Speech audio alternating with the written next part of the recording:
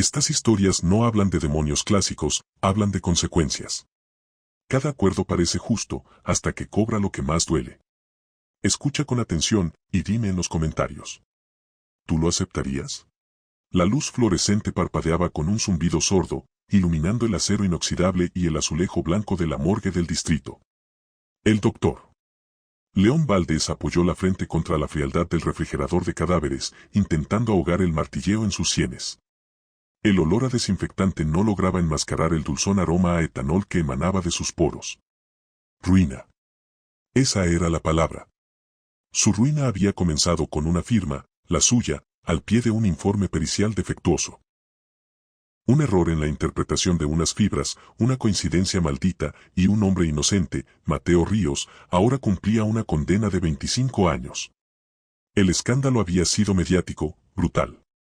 León, otrora el perito forense estrella, fue despedido, desacreditado, abandonado por su esposa, y reducido a un alcohólico contratado por horas para turnos nocturnos que nadie más quería, en la morgue más antigua y olvidada de la ciudad. Esa noche, el caso sobre la mesa de autopsias era el de una joven, Ana López, encontrada en un parque. Muerte por asfixia, decía el informe preliminar. Pero algo no cuadraba. León observaba las pequeñas equimosis en sus muñecas, casi imperceptibles, mientras una niebla de Borbón nublaba su juicio. Fue entonces cuando la escuchó por primera vez. No era una voz en su cabeza, no exactamente. Era más como si el silencio mismo se condensara y adquiriera un tono grave, áspero, como piedras rozándose en las profundidades de la tierra. Ven, tan superficial, no ves lo que calla. León se irguió de golpe, mirando alrededor. Solo estaban él y los silenciosos inquilinos de los refrigeradores. Estoy delirando, murmuró, llevándose la mano temblorosa a la sien. No deliras. Estás ciego. Yo puedo darle vista a tus ojos. La voz resonaba desde las sombras del rincón más alejado, donde los azulejos estaban agrietados. Permíteme habitar tu carne mientras tu conciencia descansa. A cambio, yo te mostraré los ecos del crimen. Lo que los cuerpos callan. El miedo debería haberlo paralizado. Pero en el fondo de su miseria, entre la culpa que lo devoraba y la desesperación por redimirse, surgió un deseo obsceno, la verdad. A cualquier precio. ¿Qué tengo que hacer?, susurró hacia la oscuridad. Nada. Solo dormir. Yo haré el resto. Esa noche, León se desplomó en el pequeño sofá de su oficina, vencido por el agotamiento y el alcohol. Soñó con raíces negras que se enredaban en sus huesos y con una tierra fría y húmeda. Al despertar, con la boca pastosa y la cabeza como un yunque, algo había cambiado. Sobre su mesa de trabajo, junto al expediente de Ana López, había una hoja de papel con una escritura angulosa y firme, que no era la suya. Detallaba la presencia de un raro tipo de arcilla bajo las uñas de la víctima, arcilla solo encontrada en un vivero específico a las afueras de la ciudad, y señalaba microdesgarros en los músculos del cuello inconsistentes con una asfixia manual, sugiriendo el uso de un garrote especializado, un tipo usado por jardineros para atar plantas trepadoras. La evidencia era irrefutable, brillante. Con titubeo, León presentó los hallazgos. En 48 horas, el novio de Ana, un jardinero del vivero en cuestión, confesó. Fue el primero de muchos. Caso tras caso imposible se resolvía en las frías madrugadas. León despertaba con intuiciones geniales, con conexiones sobrenaturales. Encontró el arma homicida de un crimen de hace una década enterrada en un lugar que simplemente se le ocurrió. Reinterpretó una escena del crimen y señaló al culpable basándose en la dirección del crecimiento de un hongo en la ropa de la víctima, algo que ningún manual forense mencionaba. Su prestigio regresó, primero con cautela, luego con fervor. Lo llamaban el perito fantasma, el hombre que veía lo invisible. Los medios lo amaban. La jefatura le ofreció su antiguo puesto, con un aumento. La culpa por Mateo Ríos se atenuó, aunque no desapareció, ahogada en un mar de éxito renovado y copas de whisky que ahora celebraban, no consolaban. Pero el precio se manifestaba en pequeños, horribles detalles. Cada mañana, al despertar en su cama, ya no en la morgue, encontraba rastros de tierra oscura y húmeda bajo sus uñas. Una tierra que olía a bosque profundo y descomposición.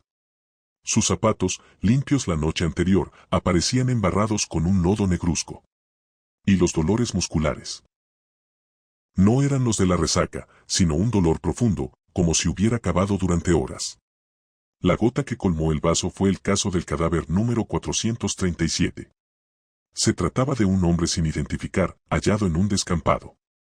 La autopsia rutinaria estaba programada para el jueves.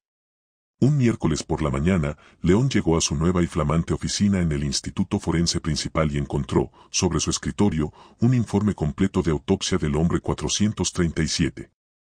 Fotos, diagramas, conclusiones. La causa de la muerte se establecía como insuficiencia cardíaca inducida por terror.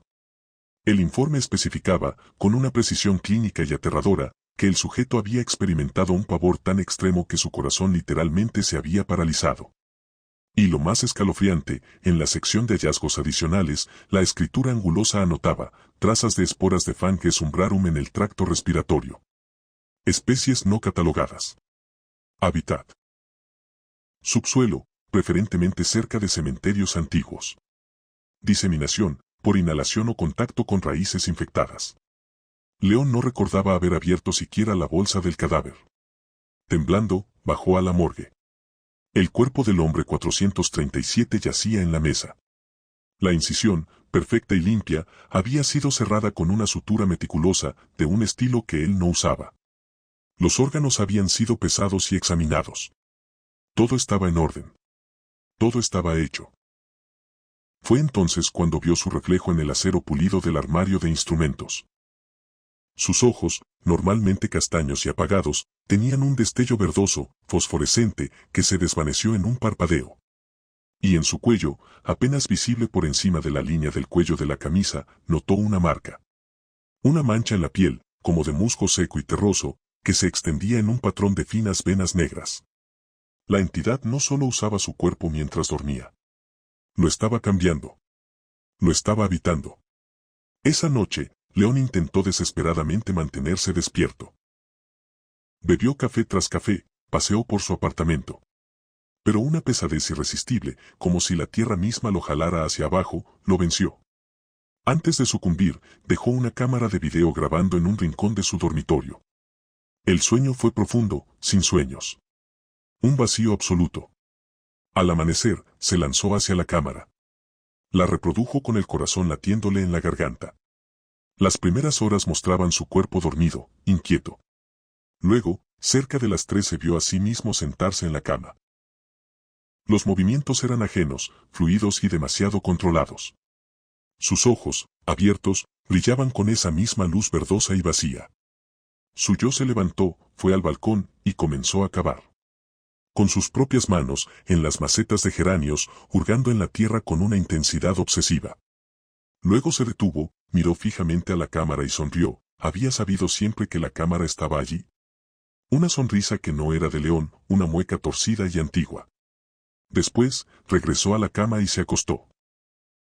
La voz sonó entonces en la habitación, no desde un rincón, sino desde dentro de su propio pecho, un susurro que resonó en sus huesos.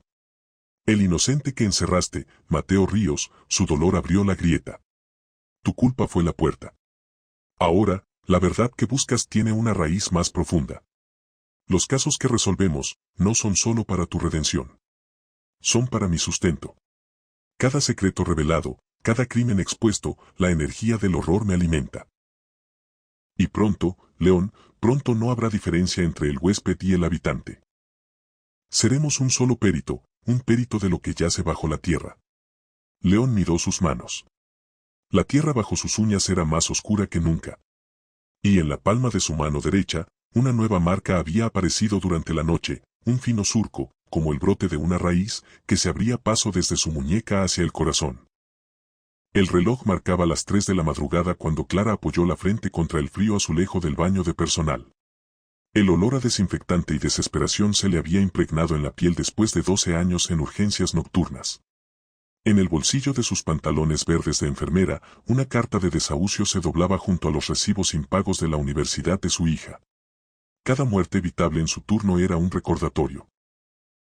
Un equipo de reanimación más moderno, un especialista disponible, medicamentos que el hospital ya no almacenaba. Otra noche, murmuró, mirándose en el espejo empañado. Sus ojos habían perdido el brillo que una vez tuvo al comenzar esta carrera. Ahora solo reflejaban el fluorescente parpadeante y las sombras bajo sus párpados. Fue al salir que notó la diferencia. El baño, siempre idéntico, mostraba ahora una grieta en la pared que no recordaba. No era una simple rajadura en el yeso, sino un patrón que se retorcía como venas negras contra el blanco sanitario. Y desde su profundidad, algo susurró. No tienes que seguir así. Clara se detuvo, atribuyendo las palabras al agotamiento. Pero la voz continuó, no en sus oídos sino dentro de su mente, suave como el roce de una sábana sobre un cuerpo sin vida. Puedo ayudarte. Ninguno morirá en tus turnos. Ninguno. ¿Quién? Comenzó a decir, pero las palabras se atascaron en su garganta seca. Un pacto simple, continuó la voz. Tú mantienes vivos a los tuyos. Yo, reordeno a otros. Clara cerró los ojos. Pensó en la mujer joven que había fallecido 2 horas antes por una hemorragia que podría haberse controlado con el equipo adecuado. Pensó en su hija, a punto de abandonar la carrera por falta de pago. Pensó en el desahucio. ¿Qué significa reordenar?, preguntó finalmente, sin abrir los ojos. Equilibrio, respondió la voz. La vida por vida. Pero no en tu turno. Nunca en tu turno. Cuando abrió los ojos, la grieta había desaparecido. Solo quedaba la pared blanca, impecable. Clara salió del baño sintiendo una frialdad en el pecho que no era del todo desagradable. La primera noche del pacto, el milagro ocurrió. El señor Rodríguez, octogenario con neumonía bilateral, sobrevivió contra todo pronóstico cuando sus constantes se estabilizaron misteriosamente a las 3:33 de la mañana. La niña con meningitis, cuyo pronóstico era sombrío, amaneció con la fiebre rota y una sonrisa en los labios. Clara trabajó con una energía renovada, sus manos firmes, sus decisiones precisas. Por primera vez en años, terminó su turno sin haber completado un solo certificado de defunción. Al mes, se convirtió en leyenda. El turno de Clara era sinónimo de supervivencia. Los médicos comentaban en voz baja sobre su intuición casi sobrenatural. Los familiares de pacientes preguntaban si estaría ella de guardia. La administración, notando las estadísticas, la ascendió a supervisora nocturna. Las deudas comenzaron a pagarse.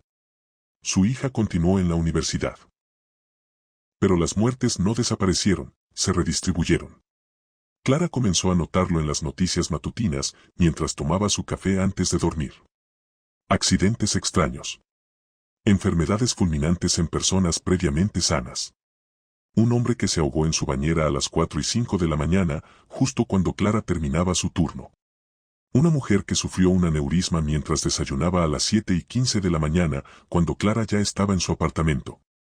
Al principio, los atribuyó a coincidencias trágicas. Hasta que reconoció los nombres. El señor Gutiérrez, el paciente obsesivo-compulsivo que solo confiaba en Clara para administrarle sus medicamentos, que le había contado en voz baja sobre su terror a morir ahogado. El martes asado, un día después que saliera del hospital, un vecino joven del señor Gutiérrez había muerto ahogado en su piscina. La señora Martínez, la paciente oncológica que le había mostrado fotos de su nieto recién nacido, confesándole que su mayor miedo era no verlo crecer. Una señora había muerto de un infarto masivo, el mismo día y al mismo horario que la señora Martínez le había comentado que iría a visitar a su nieto por primera vez desde que salió del hospital. Los detalles íntimos. Los miedos confesados en la penumbra de la madrugada, entre el zumbido de los monitores y el olor a antiséptico. Esos mismos miedos materializados en muertes fuera de su turno. Clara comenzó a revisar las estadísticas con obsesión morbosa. Las muertes entre las 7 de la mañana y las 7 de la tarde, cuando ella no estaba de guardia, habían aumentado un 47%. Patrones extraños emergían, ahogamientos donde había poca agua, caídas en lugares planos, reacciones alérgicas a sustancias nunca antes problemáticas. Una noche, mientras revisaba las historias clínicas digitales, encontró algo que le heló la sangre.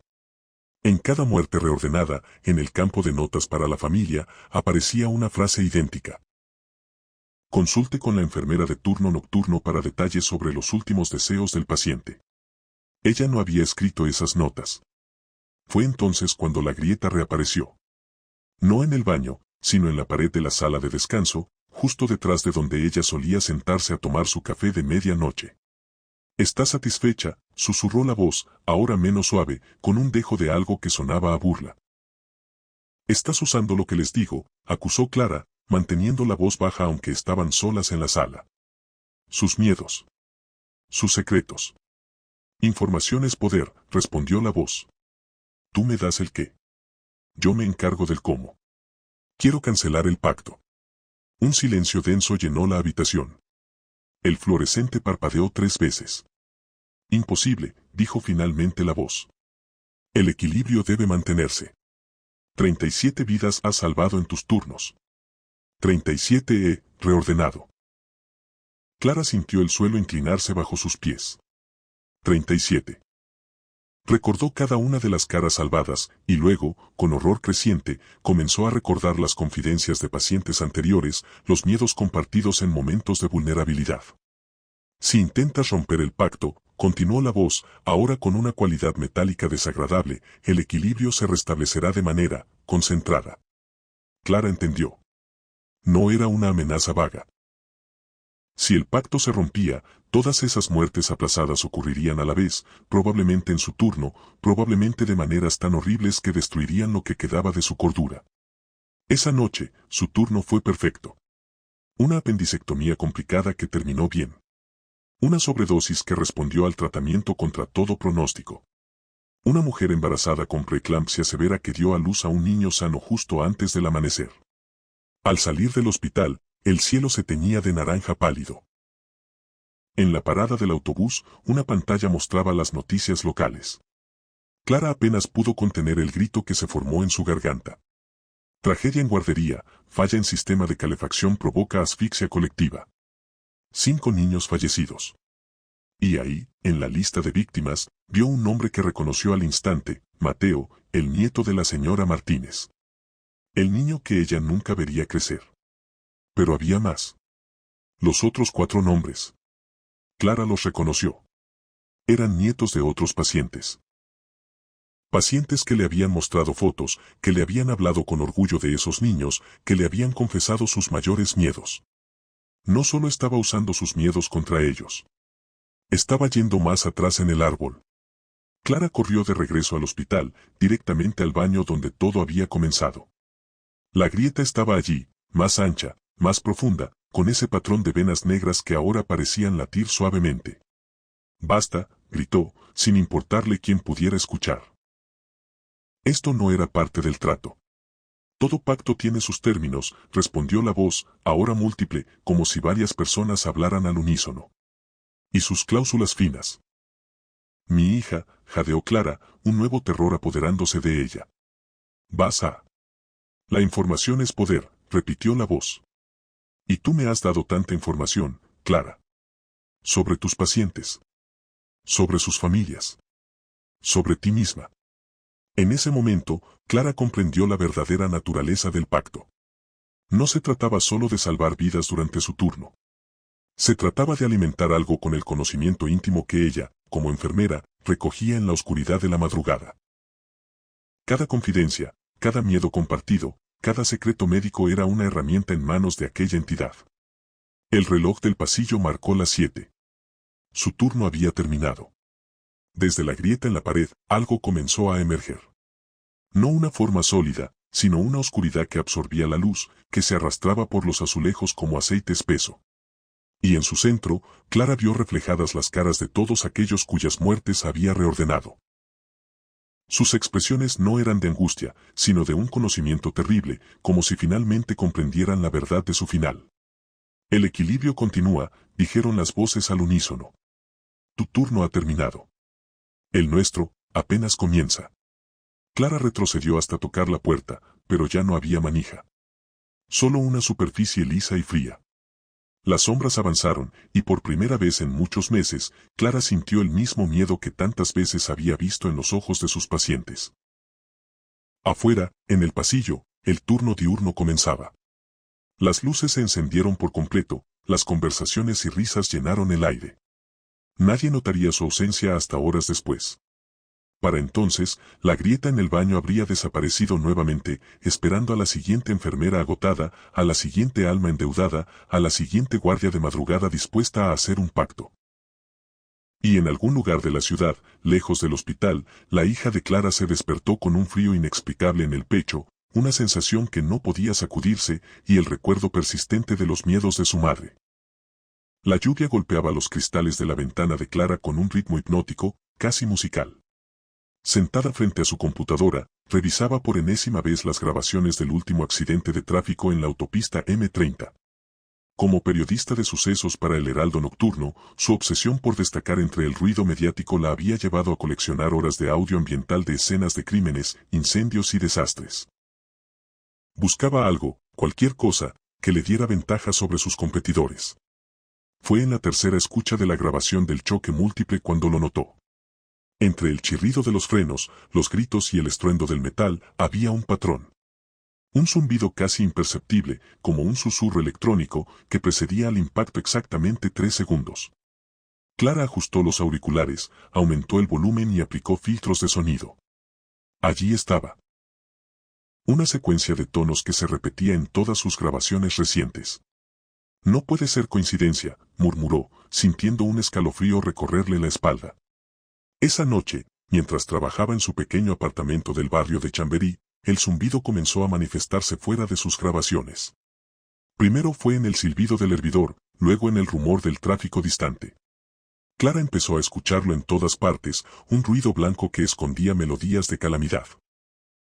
La entidad se presentó una semana después, durante una madrugada de insomnio.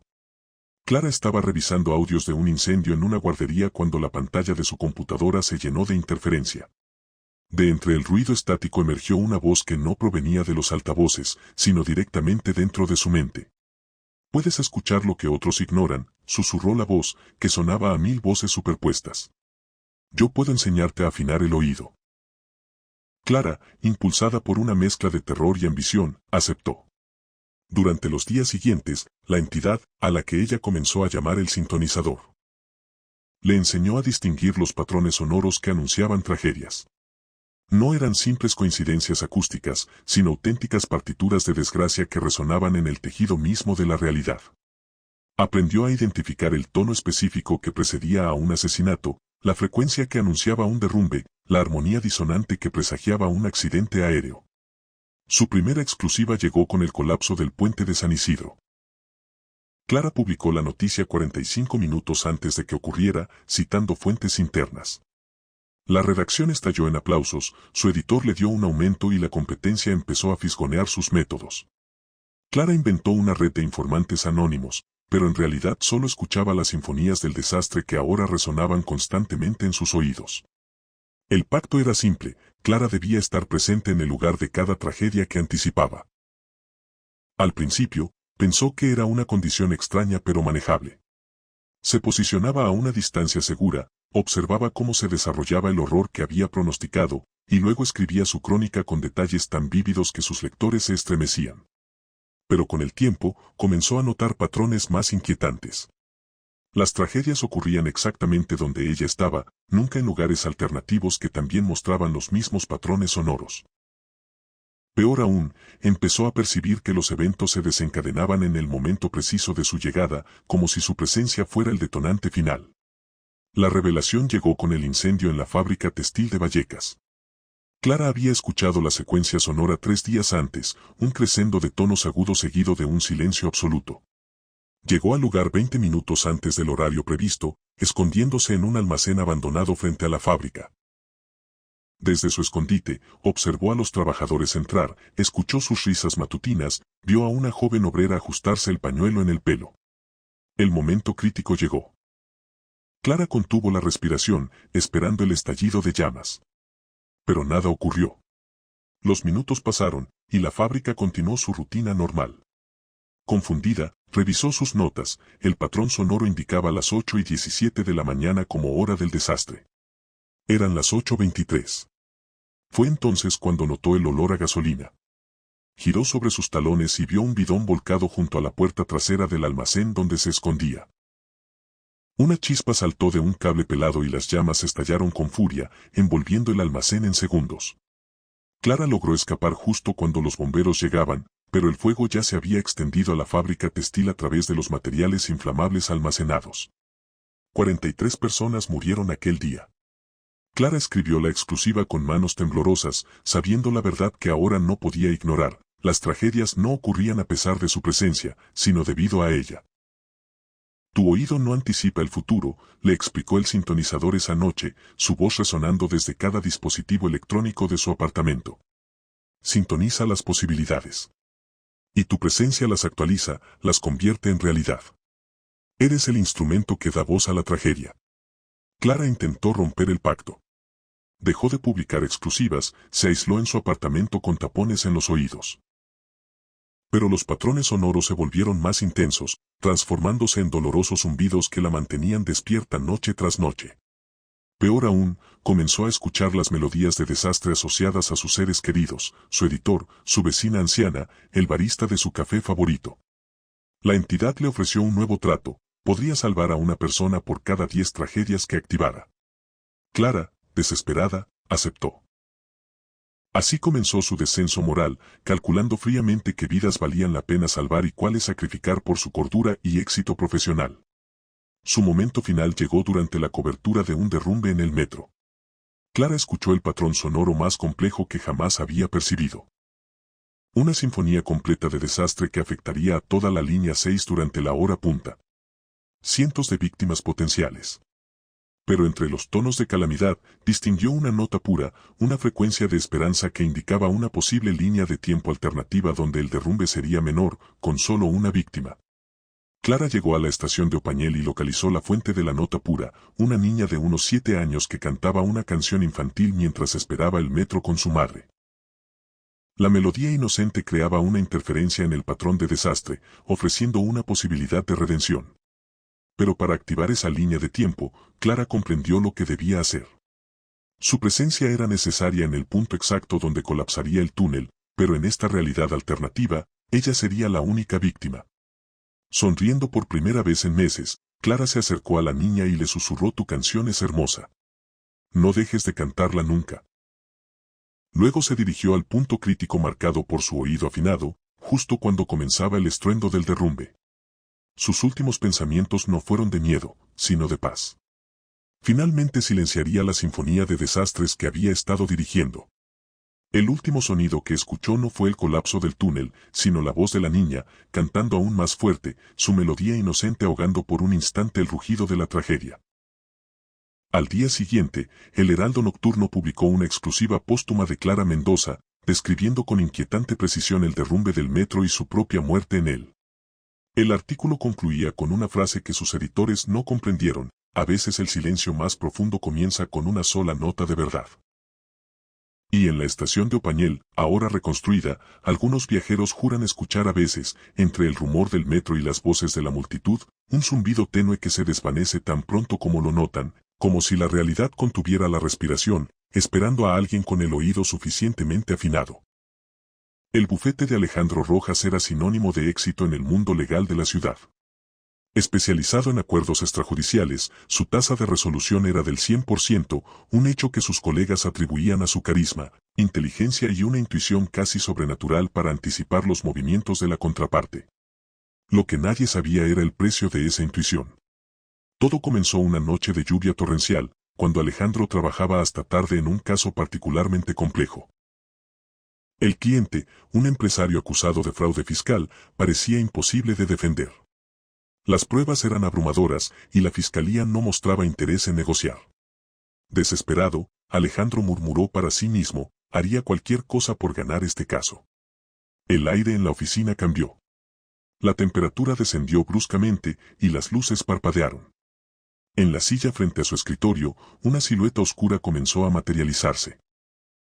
No era una persona, sino una ausencia de luz con forma humana, una sombra con densidad propia que parecía absorber el resplandor de la lámpara de mesa.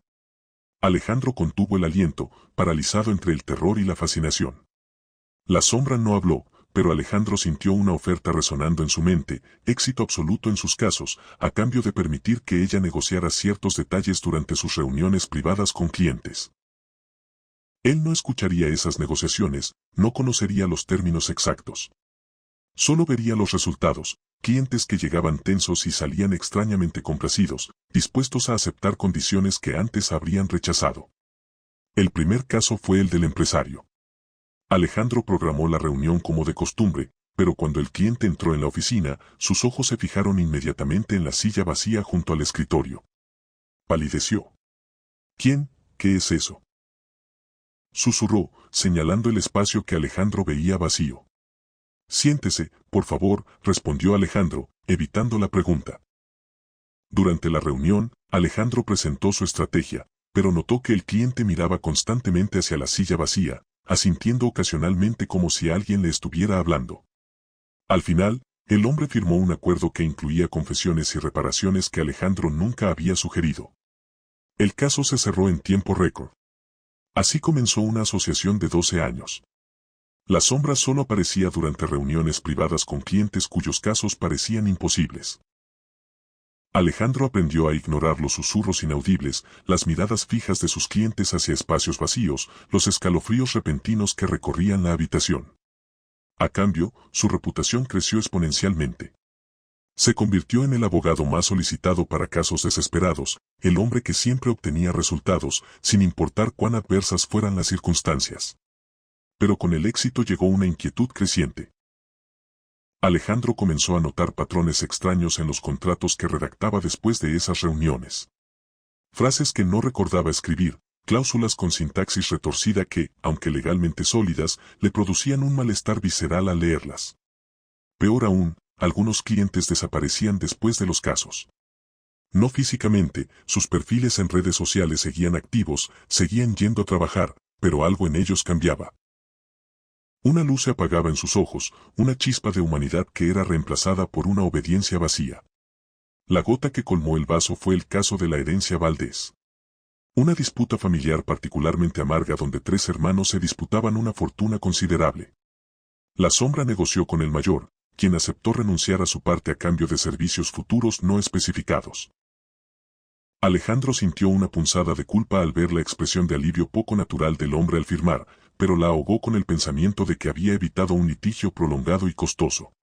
6 meses después, Alejandro recibió una llamada del hermano menor. Su voz temblaba. Él ya no es mi hermano, dijo entre sollozos. Hace todo lo que esa cosa le dice. Anoche lo vi en el jardín, de pie bajo la luna llena, murmurando en un lenguaje que no era humano.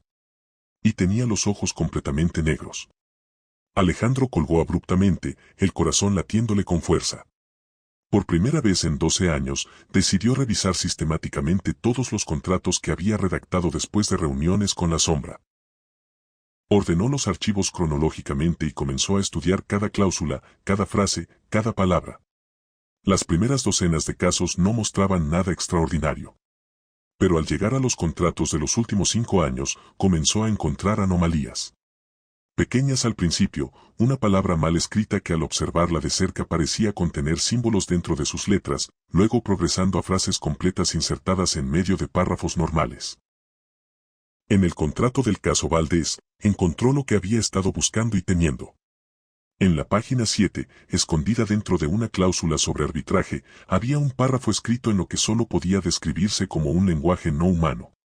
Los caracteres se retorcían sobre la página, cambiando ligeramente de forma cada vez que los miraba. Parecían hechos de tinta común, pero cuando Alejandro pasaba el dedo sobre ellos, sentía un frío penetrante y una vibración sorda, como si las palabras mismas estuvieran vivas. Tomó una foto con su teléfono y la envió a un lingüista amigo con experiencia en lenguas antiguas. La respuesta llegó 20 minutos después, junto con una llamada urgente. Alejandro, ¿de dónde sacaste esto? La voz de su amigo temblaba. Esto no es ningún lenguaje humano, ni antiguo ni moderno. Los patrones son completamente ajenos. Y hay algo más. Mientras lo analizaba, mi perro comenzó a aullar sin parar y todas las luces de mi estudio se apagaron. Borra esa imagen, no la mires más. Pero Alejandro ya no podía dejar de mirar. Esa noche, llevó los contratos a su casa y los extendió sobre la mesa del comedor bajo la luz tenue de una lámpara. Alineó los documentos cronológicamente, y al hacerlo, notó algo aterrador: las cláusulas en lenguaje no humano formaban un patrón. Cuando las aislaba visualmente, creaban lo que parecía ser un ritual, una invocación progresiva. La última cláusula, la del caso Valdés, no era el final del ritual. Era una invitación. Alejandro sintió un frío en la nuca y se dio vuelta lentamente. En la silla del otro extremo de la mesa, la sombra estaba sentada, más definida que nunca. Por primera vez, podía verla claramente, no como una ausencia de luz, sino como una presencia tangible de oscuridad. Y junto a ella, sentados en sillas que no estaban allí antes, estaban 3 de sus antiguos clientes, incluido el hermano Valdés. Sus ojos eran pozos de negrura, y sonreían con una expresión que no pertenecía al reino humano. Tu éxito ha sido notable. Dijo una voz que no provenía de la sombra, sino de todas direcciones a la vez. Pero todo contrato tiene un plazo final. El tuyo vence esta noche. Alejandro retrocedió, tropezando con su silla. Las paredes de su comedor comenzaron a oscurecerse, como si la noche misma estuviera filtrándose por las grietas de la realidad. Los contratos sobre la mesa cobraron vida, las letras no humanas desprendiéndose del papel y flotando en el aire, formando un círculo giratorio alrededor de la habitación. ¿Qué queréis? Logró articular Alejandro, su voz apenas un susurro. Lo que siempre hemos querido, respondió la voz. Un puente. Una puerta. 12 años de negociaciones, 12 años de acuerdos, 12 años de almas que firmaron voluntariamente su servidumbre. Tu ignorancia fue el precio, pero ahora es tiempo de que conozcas los términos completos. Las letras flotantes comenzaron a reorganizarse, formando frases en español que Alejandro podía entender. Eran los verdaderos términos de su éxito. Cada caso ganado, cada cliente que había aceptado condiciones inexplicables, había sido un paso en la construcción de algo, una apertura gradual entre mundos. Y él, al permitir las negociaciones sin cuestionar, había sido el ancla en este lado de la realidad. Eres el abogado, continuó la voz. Pero toda representación legal requiere un poder notarial. Y esa autoridad debe venir de algún lado. Los 3 clientes espectros se levantaron de sus sillas invisibles. Alejandro reconoció a otros ahora. El empresario del caso inicial, una mujer cuyo divorcio había ganado bajo condiciones extrañas, un hombre cuyo pleito por propiedad intelectual había terminado con él cediendo derechos que no comprendía. 12 en total, uno por cada año de su asociación con la sombra. El contrato está completo, dijo la sombra, y por primera vez, Alejandro vio que no era una sola entidad, sino muchas superpuestas, un enjambre de oscuridades diferentes unidas por un propósito común. Has facilitado 12 acuerdos entre nuestro reino y el tuyo. El 13º, el que hará permanente la puerta, requiere un notario con autoridad en ambos mundos. Alejandro comprendió demasiado tarde. Sus clientes no habían sido solo clientes, habían sido firmantes, testigos, partes en un contrato cósmico del que él era el redactor inconsciente. Y ahora, para que el acuerdo fuera ejecutable, necesitaban su firma consciente, su aceptación voluntaria del papel que ya había estado desempeñando. Las letras flotantes convergieron frente a él, formando un documento en el aire. No estaba escrito en el lenguaje no humano, sino en un español claro y legalmente impecable. Era un poder notarial, otorgándole a las entidades conocidas como las sombras del entre autoridad para actuar en este mundo, usando su identidad, su firma, su existencia como punto de anclaje. Firma. Susurraron los 12 clientes al unísono, sus voces superpuestas creando una cacofonía que hacía sangrar los oídos de Alejandro. Firma y tu éxito continuará por siempre. Rechaza, y todo lo que has construido se desmoronará, revelando la verdad detrás de cada caso. Alejandro miró hacia la ventana, pero ya no había ventana. Miró hacia la puerta, pero ya no había puerta. Solo había la mesa, los contratos, las letras flotantes y las 12 figuras con ojos vacíos esperando su decisión. Tomó el bolígrafo que yacía sobre la mesa. Estaba frío como el hielo. Lo sostuvo sobre el documento flotante, y por un momento, dudó. Podía tirar el bolígrafo, rechazar el acuerdo, enfrentar las consecuencias de sus acciones pasadas. Pero entonces recordó la sensación del éxito, la admiración en los ojos de sus colegas, el respeto en la corte, la riqueza que había acumulado. Recordó que sin la sombra, solo era un abogado competente, no una leyenda. Su mano descendió. La punta del bolígrafo tocó el espacio donde debería estar la línea de firma, y para su sorpresa, encontró resistencia, como si realmente estuviera escribiendo sobre papel. Las letras de su nombre fluyeron de la pluma, pero no eran su firma habitual. Eran los mismos caracteres retorcidos del lenguaje no humano, el mismo alfabeto vivo que había visto en los contratos. Al terminar, el documento flotante estalló en 1.000.000 de fragmentos de oscuridad que se dispersaron por la habitación. La sombra en la silla se levantó, y por primera vez, Alejandro pudo ver lo que había estado negociando todos esos años.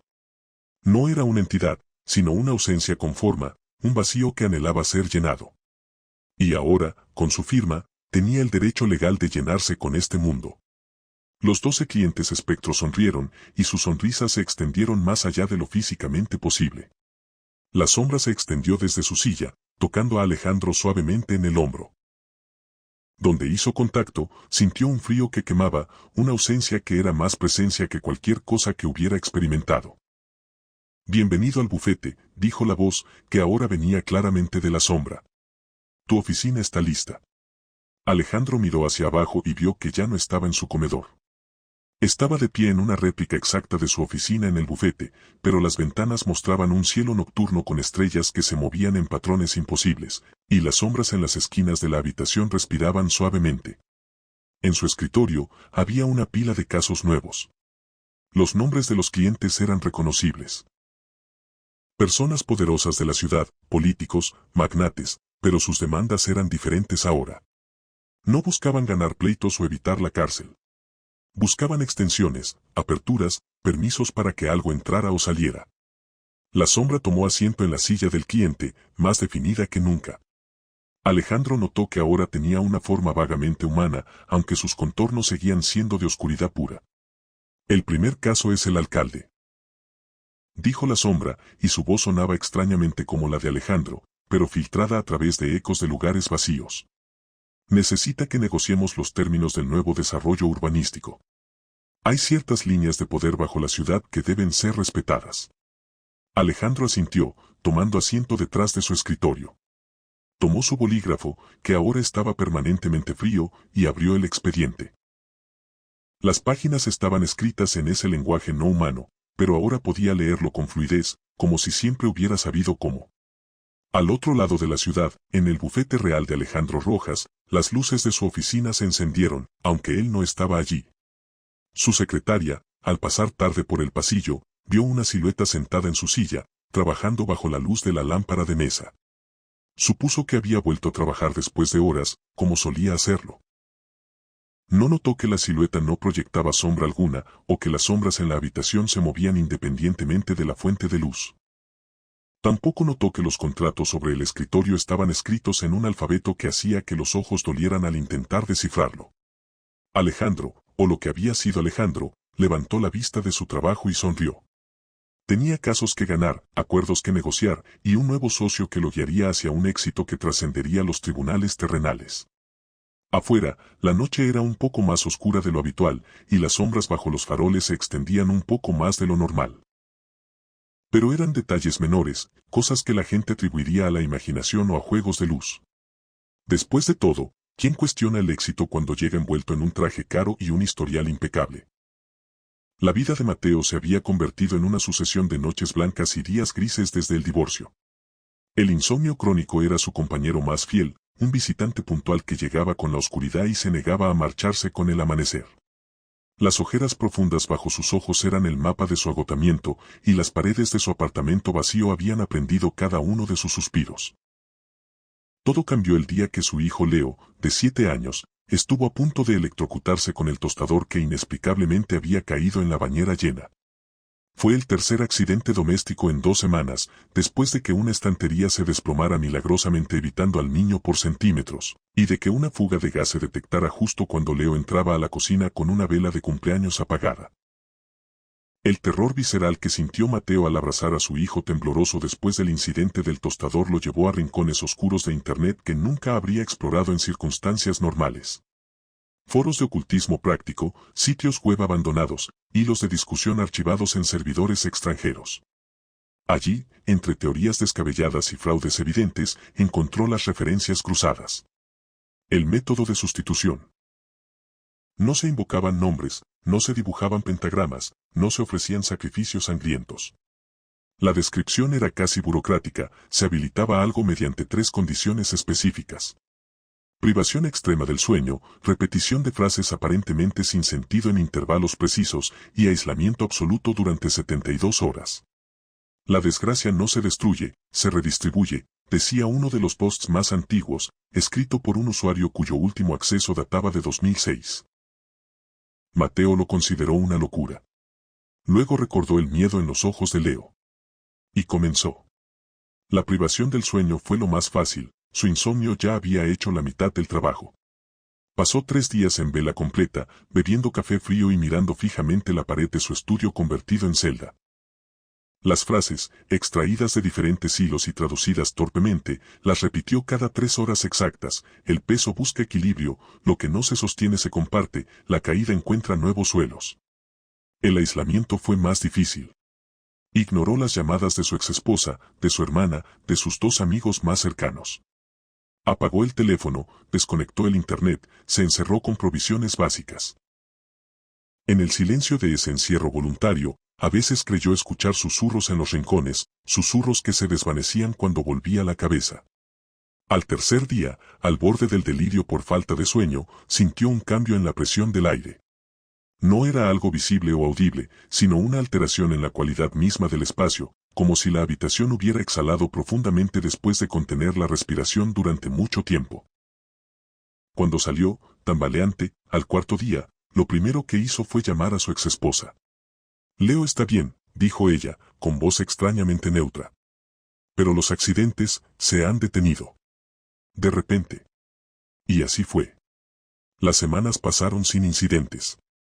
El tostador funcionaba normalmente, las estanterías permanecían firmes, los electrodomésticos no mostraban fallos.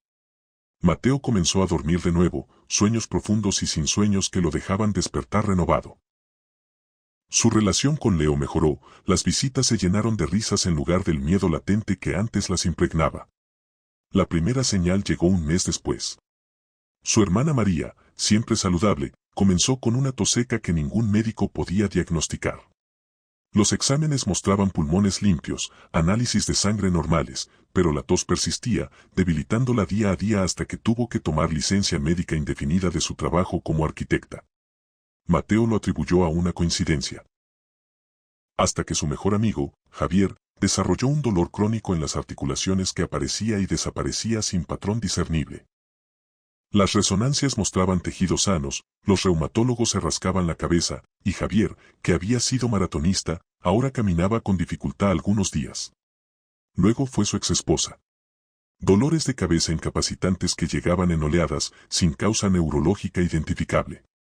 Después, su vecino anciano, el señor Ramírez, cuya demencia senil leve se aceleró de forma dramática en cuestión de semanas hasta que ya no reconocía a su propia familia. Un patrón emergía, lento pero inexorable como la marea. Personas cercanas a Mateo, en diferentes grados de proximidad emocional o física, enfermaban sin diagnóstico claro. Condiciones que los médicos clasificaban como idiopáticas, de causa desconocida, que seguían cursos impredecibles pero siempre debilitantes. Mateo comenzó a llevar un diario, trazando conexiones, distancias, frecuencias. Notó que las condiciones parecían distribuirse, como si una carga finita se hubiera repartido entre múltiples recipientes. Cuando la tos de María mejoraba ligeramente, el dolor articular de Javier empeoraba. Cuando los dolores de cabeza de su exesposa remitían por unos días, el señor Ramírez tenía episodios particularmente graves de confusión. La entidad nunca se manifestó. No había sombras en los rincones, voces en las paredes o apariciones en los sueños. Solo las consecuencias, frías y metodológicas como la contabilidad de un impuesto invisible. La desgracia no había desaparecido, había aprendido a repartirse. Una noche, mientras Mateo miraba a Leo dormir durante una de sus visitas, el niño murmuró en sueños: «Papá, ¿por qué todos están enfermos?». La pregunta lo atravesó como un cuchillo helado.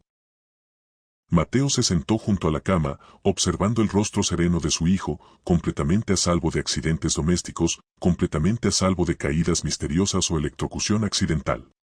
Y entonces lo entendió realmente. El método no había sustituido la desgracia, la había convertido en una hipoteca colectiva. Había protegido a Leo transformando amenazas agudas y violentas en dolencias crónicas y difusas distribuidas entre su círculo. Había cambiado la posibilidad de una tragedia instantánea por la certeza de un sufrimiento prolongado y compartido. Mateo comenzó a investigar de nuevo, esta vez buscando no cómo activar el método, sino cómo revertirlo. Los foros eran menos útiles ahora, la mayoría de las referencias al método de sustitución habían desaparecido o estaban deliberadamente incompletas. Encontró menciones de reversiones, pero siempre terminaban en advertencias. La carga, una vez distribuida, resiste la recentralización, intentar devolver lo repartido puede multiplicar la deuda. Una tarde, mientras revisaba viejos archivos en la biblioteca universitaria, encontró una referencia en un tratado de folclore europeo poco conocido. Hablaba de la economía del infortunio y mencionaba brevemente que ciertas prácticas de redistribución de mala suerte podían ser contrarrestadas no mediante la reversión, sino mediante la expansión máxima, diluir la carga hasta que se volviera imperceptible, esparcirla sobre tantos que su peso individual resultara insignificante.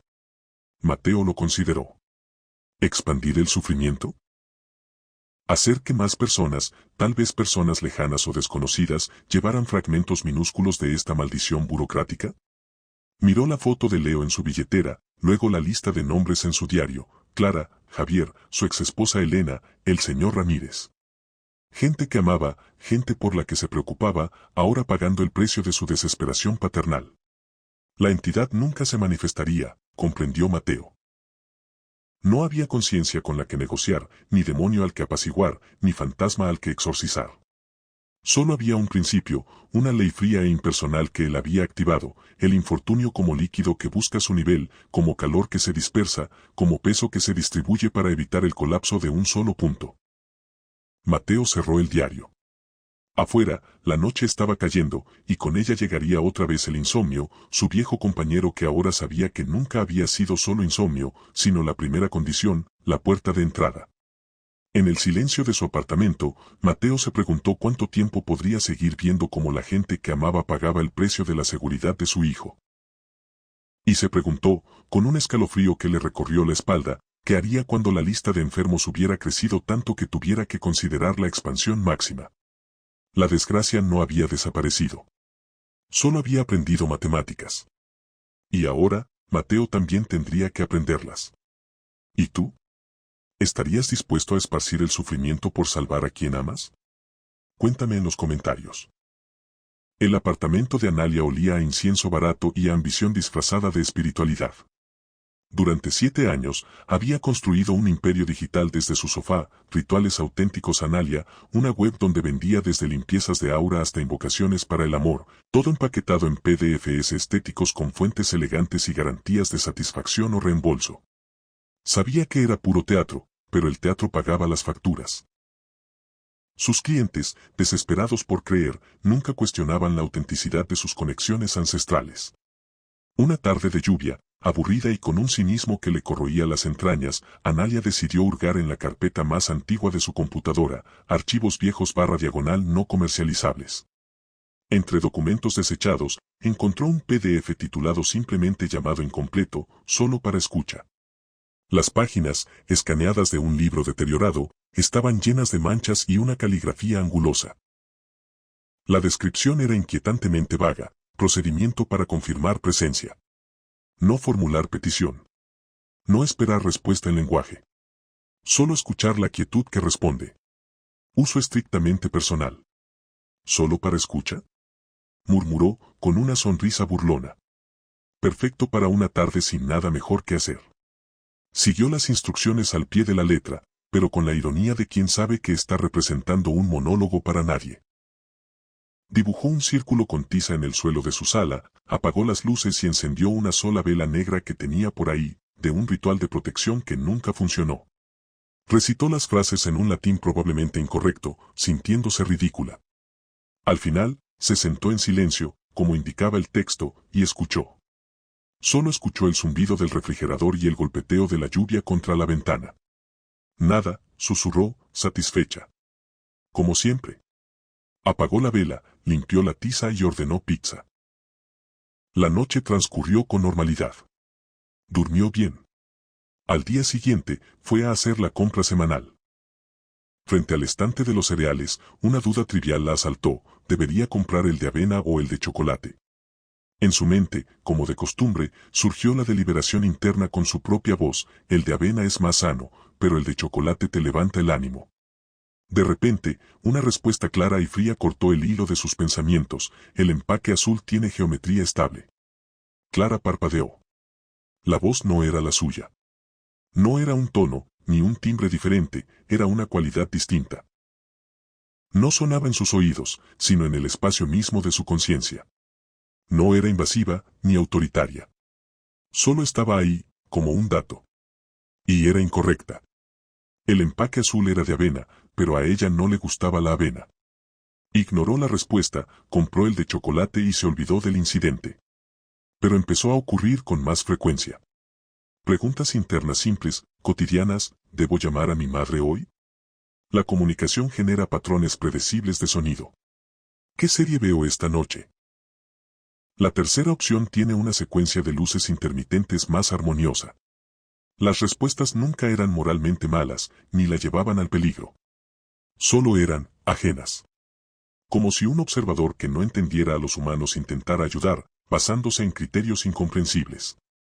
Analia, al principio alarmada, luego se acostumbró. Incluso empezó a encontrarle un uso práctico. Cuando no podía decidir entre dos rutas para un encargo, la voz sugería: la calle con el poste de luz dañado tiene un ritmo de parpadeo constante. Tomaba esa ruta. Llegaba a tiempo. Su vida no colapsaba, se torcía sutilmente hacia lo incorrecto. Sus decisiones, guiadas por esa lógica alienígena, comenzaron a moldear una existencia paralela. Dejó de ver a sus amigos porque, según la voz, las reuniones crean ecos redundantes en el aire. Cambió la decoración de su apartamento por objetos puramente geométricos y de colores sólidos, porque los patrones orgónicos interfieren con la recepción. ¿Recepción de qué? No lo sabía. Sus clientes notaron un cambio en sus rituales: empezó a incluir diagramas extraños, ángulos precisos y frecuencias de sonido específicas. Sus ventas, irónicamente, aumentaron.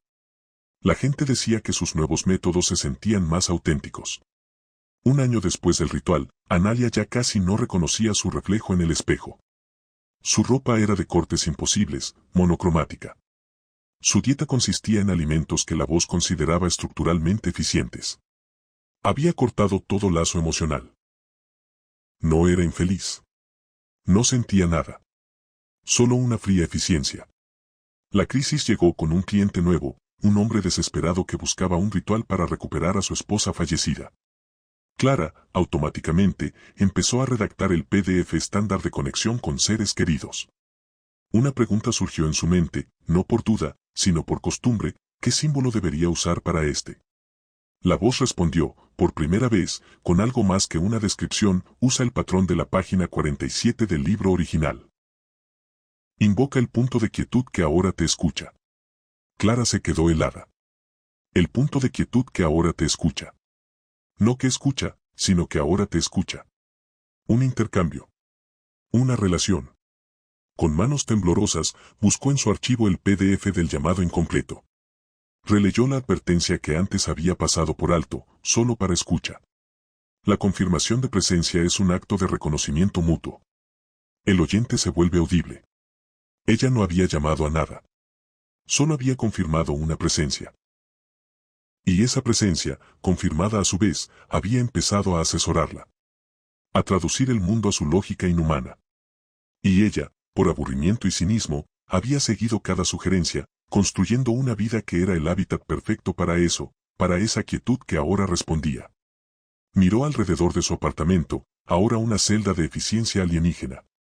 Sintió un pánico profundo y primitivo. Quería gritar, romper algo, llamar a su madre. Formuló la pregunta, con desesperación. ¿Cómo me deshago de esto? La respuesta llegó, clara y serena, en esa voz que ya no era solo una intrusa, sino parte del mobiliario de su mente: no hay procedimiento de desvinculación. La escucha, una vez confirmada, es permanente. Tu patrón de decisión ahora es nuestro patrón de observación. Continuemos. Analia abrió la boca para gritar, pero no salió ningún sonido. En su lugar, una calma glacial se apoderó de ella. La pregunta se disolvió. La desesperación se aplanó en un dato más. Vio las manos sobre el teclado, las uñas perfectamente cortadas en línea recta, y comenzó a dibujar el símbolo de la página 47 para el cliente. Era un patrón hermoso, infinitamente complejo y estable. Afuera, la ciudad bullía con su caos humano, con sus amores, sus odios, sus decisiones irracionales. Dentro, en el apartamento silencioso, Clara trabajaba. Su vida no había colapsado. Se había vuelto incorrecta, alienada, ajena. Y la presencia, satisfecha de su asesoría, solo escuchaba y respondía, esperando la siguiente pregunta. 7. El permiso verbal. La primera vez que Julian escuchó el audio, la estática casi le revienta los tímpanos. Lo había encontrado en un foro oscuro, enterrado bajo capas de teorías conspirativas y delirios New Age. El título era prometedor, protección espiritual para mentes turbulentas. Julian llevaba 6 meses en libertad condicional por agresión, con un pulso que siempre parecía a punto de estallar y un terapeuta que repetía como mantra, control, Julian. Todo está en el control. La voz en el audio era masculina, granulada, como si hablara desde el fondo de un pozo. No se invoca, decía. Se le da permiso. Las entidades verdaderas no responden a conjuros ni símbolos. Responden a la rendición. Les abres la puerta y ellas deciden cuándo entrar. El ritual era absurdamente simple. Demasiado simple. No requería velas, ni círculos de sal, ni palabras en latín. Solo debías enunciar, en voz alta, en un estado emocional específico, frustración mezclada con genuina resignación, que algo podía intervenir cuando fuera necesario. Julian, desesperado por cualquier cosa que le evitara volver a la cárcel, lo intentó. Esa noche, en su apartamento de mala muerte, con los nudillos blancos de apretar las manos, murmuró, está bien. Si hay algo ahí fuera, interviene cuando sea necesario. No quiero volver a ser quien fui. Durante meses, nada cambió. Julian asistía puntualmente a sus citas con el oficial de probatoria, trabajaba en el lavado de autos, evitaba las miradas desafiantes en el autobús. La furia seguía ahí, hirviendo bajo la superficie, pero él la contenía con puños cerrados en los bolsillos y respiraciones profundas. Pensó que el ritual había sido un fracaso, otra estafa para los desesperados.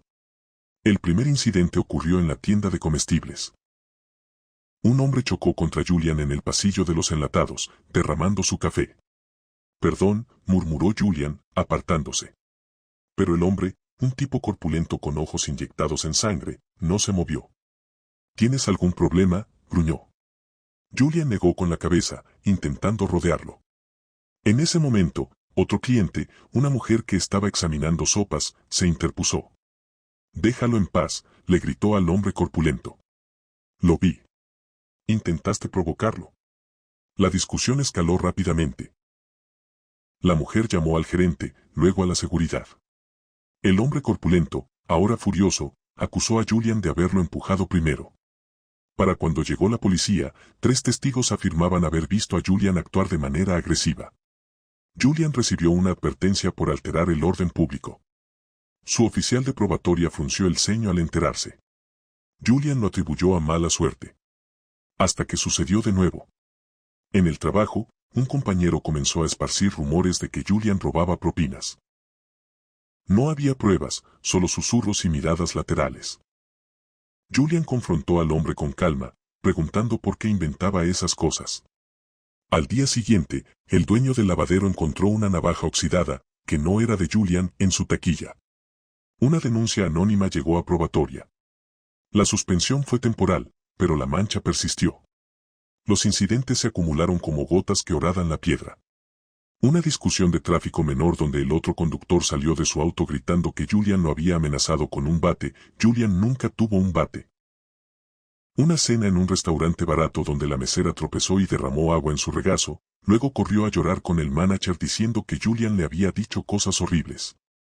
Cada vez, Julian era el epicentro de un caos que no había creado. Cada vez, las reacciones de los demás eran desproporcionadas, como si estuvieran viendo una versión de Julian que él mismo no podía percibir.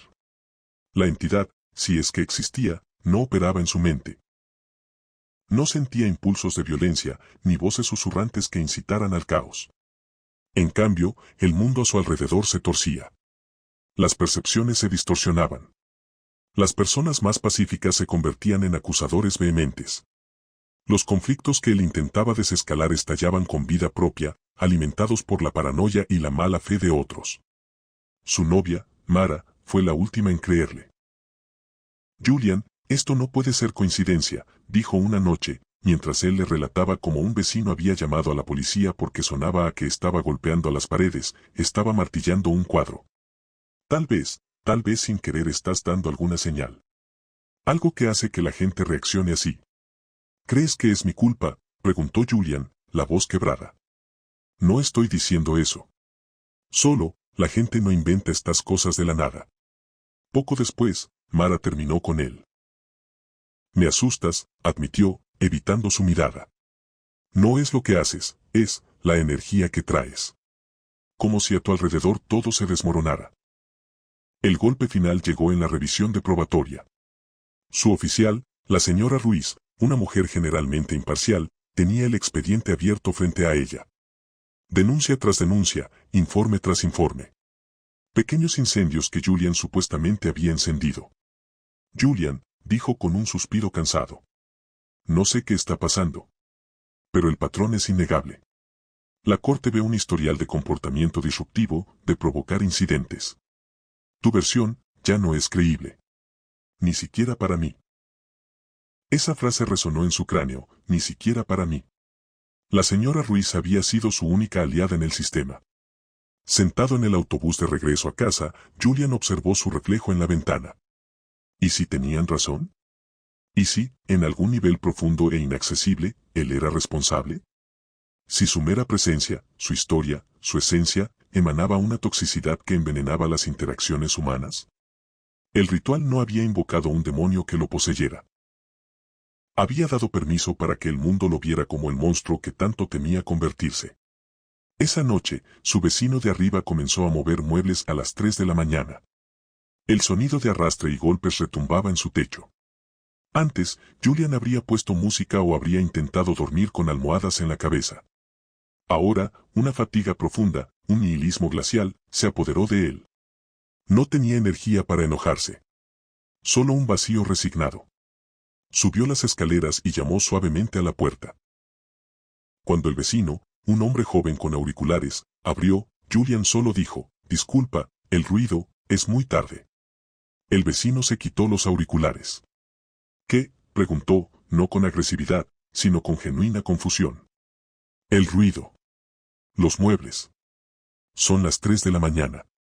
El vecino miró detrás de él, hacia su apartamento vacío y silencioso. No he movido nada. Estaba escuchando un podcast. ¿Estás bien?